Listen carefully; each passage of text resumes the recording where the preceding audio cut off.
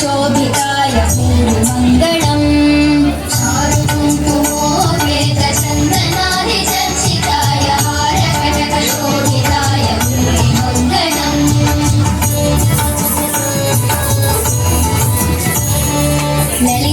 ललितरत्नकुण्डलाय तुलसीवनमालिकाय जलदसुदृशदेहाय चारुमङ्गलम्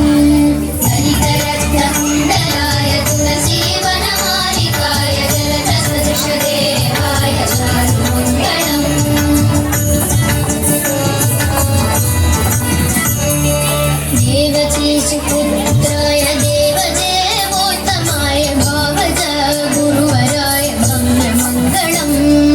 देवकीसुपुत्राय देवदेवोत्तमाय भावज गुरुवराय भव्यमङ्गलम्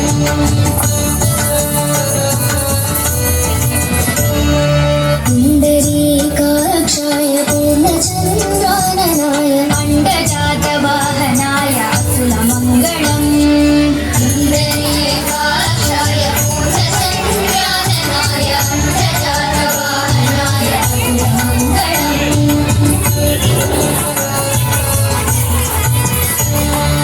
विमलरूपाय विविधवेदान्तवेद्याय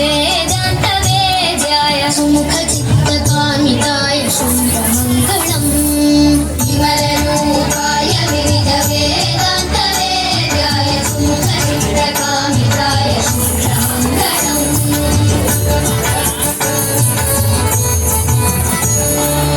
रामदासाय मृदुलहृदयकमलवासाय स्वामी भद्रगिरिवराय सर्वमङ्गलम् रामदासाय मृदुलहृदयकमलवासाय स्वामी भद्रगिरिवराय